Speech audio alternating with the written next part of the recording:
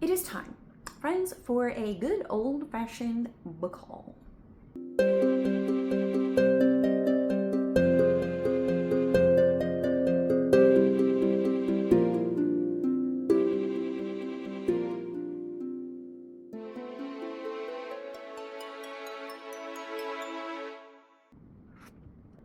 I don't know what's old-fashioned about it. Nothing. But anyways, let's do a book haul. Welcome to my channel, In Search of Wonder. My name is Anne. This is my book haul, all the things that I hauled from the month of July, which is actually not a lot.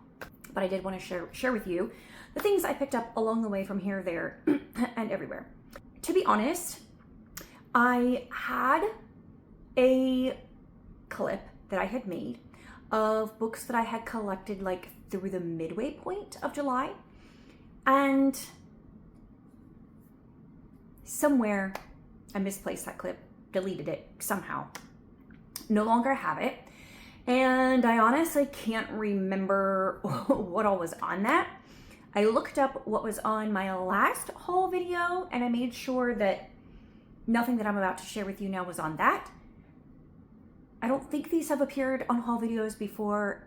If they have, forgive me. I'm just a little bit confused, I guess. But we're gonna do our best to share with you the actual things I hauled in the month of July. To begin with, these I think I did share on a weekly reading vlog, but just in case you missed that, my children went to Scotland and they brought back some books for me, which was honestly the best gift ever, am I right? And this one is Scottish Folktales of Coast and Sea. And this one is the Anthology of Scottish Folktales. And I love this. Folktales and fairy tales like from Scotland. And these covers are just gorgeous. Hardcover, and they have like the silver embossing on that one. And then just this beautiful artwork. Let's see, this one says it's illustrated by Bea Baranowska, and this one by Angela Annesley. And I love it. It was a great choice from them. I haven't read them yet. I will sooner or later. Oh, there's also the receipt from Tartan House of Scotland. Love it. So, love these. It was a great choice. They look fabulous on my shelf, and they feel fabulous in my hands. We'll love to read those. And then Lindsay, for my birthday, she had sent me a book that was on my wish list, but I had actually already just received it from someone else. And so when I messaged her about it, she said, you know, feel free to return it and get another one. So I did, but I actually didn't get a book. I got myself a lovely Kindle cover. This is, I mean, I think the artwork is AI, but it was cute. Just one more chapter is what it says. And so it's for my Kindle Fire. So I love it. My other one was literally falling apart, and it was ragged on all the edges. So I really needed a new cover. So here we go. I mentioned this in last week's vlog as a devotional I am doing this summer. That is a prairie devotional by Wendy Luley, who played Baby Grace in Little House on the Prairie. And it's a 90-day devotional. I'm reading 2 devotions a day. So far, it's fine. Like, there's nothing that I disagree with in it. It is just more surface level. It's definitely more along the line of life advice as devotional, rather than really looking at scripture. It's like she has an idea, she has a thought, she has a little piece of advice, and then she finds a verse in some translation or other. Some of them honestly are like the Message translation or other translations, paraphrases that I'm not a big fan of. And then she will use those verses to kind of confirm her point rather than going the other direction. So it's not my favorite sort of devotional, but it's not terrible, and I'm working through it at a pretty quick pace. So, and in some of the days I have found to be more impactful than others. At a library yesterday, I picked up this copy of O Pioneers. I have a copy of O Pioneers, but look at that. It's a little bit, you know, a little worn on the edges, and it's just this photograph on the cover, which is not a terrible cover. I mean, it's the Penguin 20th Century Classic, so it's not, you know, like a slouch of an edition, but I just feel like aesthetically, I like this one better. This is the Vintage Classics edition. So I like this one, and it was 50 cents, so swapping them out. This one will show up.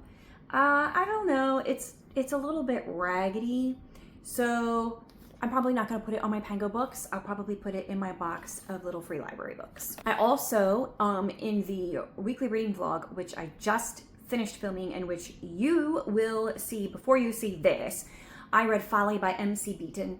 This is part of a series, The Daughters of Manor Lane, and ideally you should read the series in order. This is in the middle of the series. I just read it.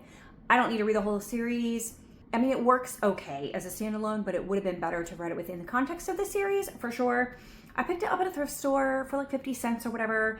I was curious about it. It was a cute cover. I like Regency romances. It fell short for me for a variety of reasons, but I explained all that in my weekly reading vlog, so you can go watch that if you want to hear my deeper thoughts about that. This one I will be unhauling now, so haul and unhaul. And then I got some wonderful book mail from Sasha.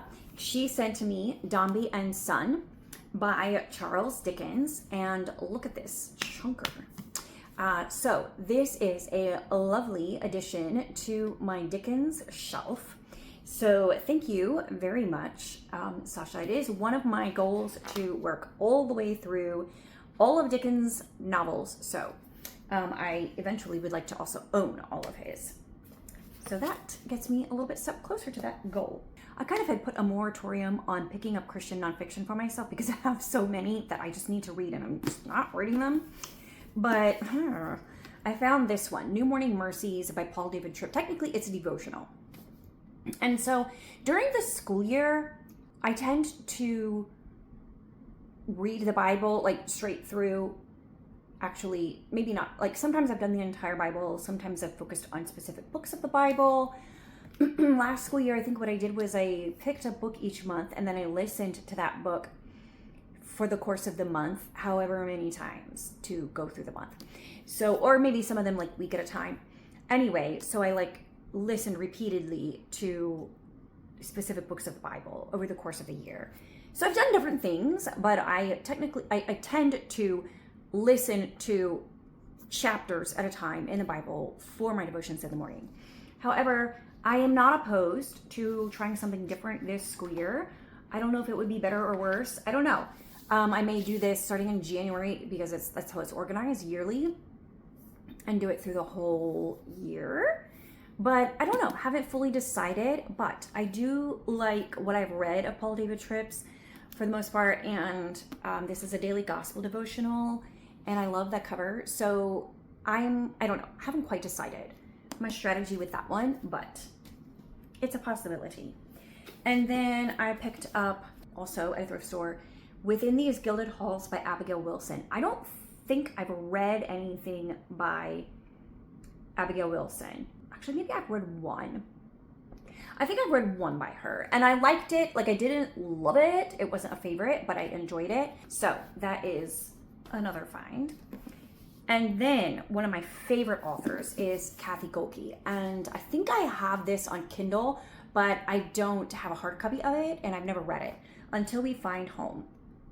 And this is obviously set in the World War II era. Love the hair. So let's see. It says, oh look, a little bookmark.